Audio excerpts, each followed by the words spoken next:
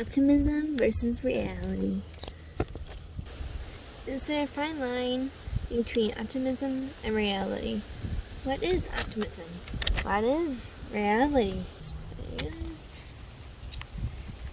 Sure, you could look in a dictionary for a similar answer, but they want to find out what is in their heart or how these concepts come into their lives. Granted, a person who never believes in herself believes that she can do any good. I can tell you that with almost certainty that I believe that optimistic people can see patches without even realizing it. They also think that everyone who is around them is more important. They put others above everything. That's including themselves, although the most impactful thing that any person can do is take care of herself before she takes care of others. Optimism is seeing the world as it is, a beautiful place full of great people. Reality is different. It is more dangerous than others might believe. Reality is different. Although throughout my life, I have learned harsh realities of growing up. For instance, back in middle school and through high school, I got bullied by a bunch of kids around my age. They'd be calling me names like I'm hood, hey, where's Batmobile? And looks like, hey, and look, it's your cousin, Robin. Sometimes I even lived in Connecticut. I got things throwing me like tennis rackets, or even small rocks. While others said different types of hurtful words, and I've had friends who didn't want to be friends. That would just come and leave. I wouldn't know why. I learned that later on. What happened is that I should ask. I did something to break their trust, even if they told me that wasn't a reason. I felt responsible. It was not any better when I lived with my mother. For instance, when I lived in Kentucky, during my sophomore year, I just had gone through a whole day of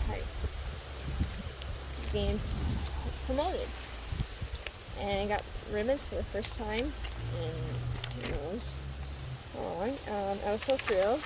I just wanted my mom and one of the nurses both me as soon as possible when it was over. And everyone except for me. And I was really stuck in there. Then my mother came in and she told me that I'd get in the car.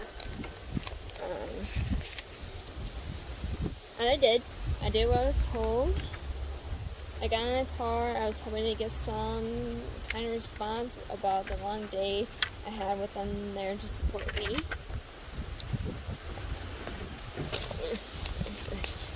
Windy.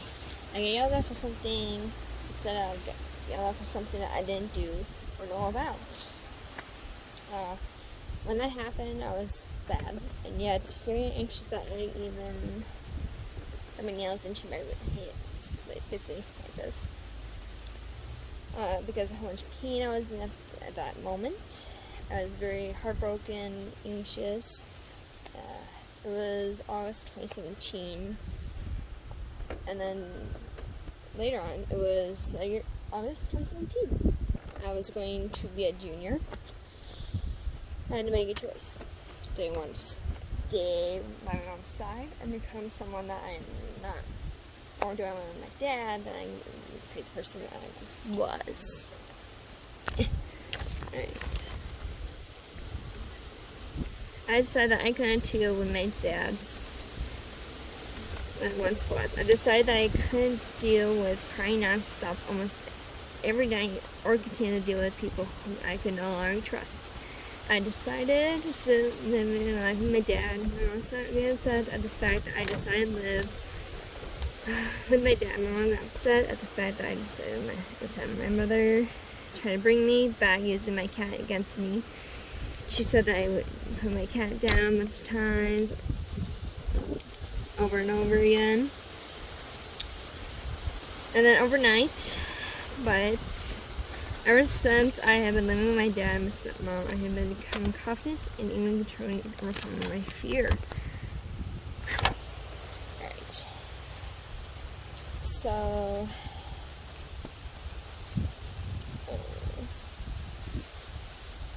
I made a brand new best friend that I would not let go. What if I give it up? Or give in to temptation? What would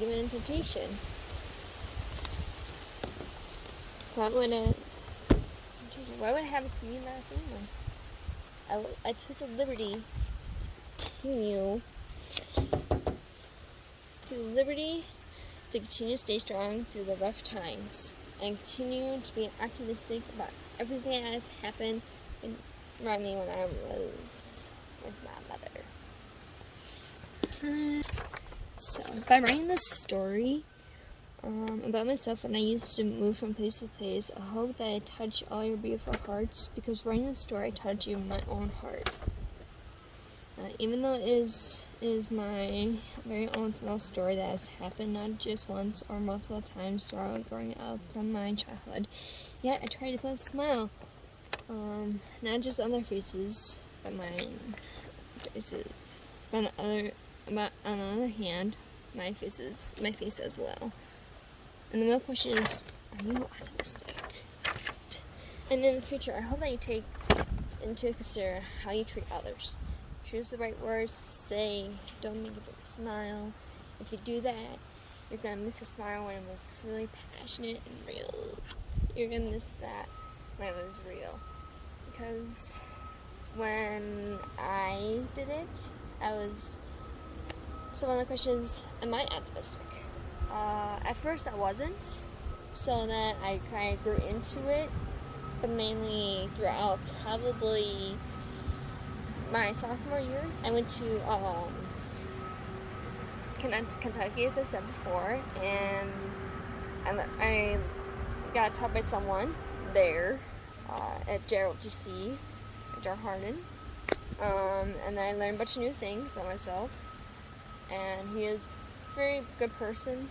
He did things for me that nobody else would. He showed me what quality was, responsibility, leadership, and ever since then I have been thinking nonstop, like, all these crazy things happen, but I never really look at it a bad way since then. I've been looking at other things in a good way, like COVID-19 happened, and which things been going down, but I've been looking up and thinking positively, and just kind of being proud of myself for that.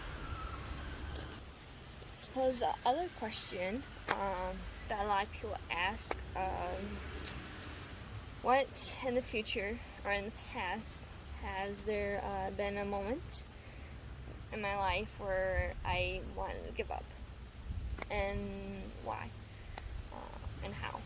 That question hits my heart right here, because yes, as everyone else, being optimistic and everything else, there's been multiple times, but there was this one hard time where basically I had to make a choice starting college, where I want to go, what I want to do, where I want to go, live. Like, I already figured out what I want to do, but I need to figure out how I'm going to get there. So basically, that's still hard for me to figure out.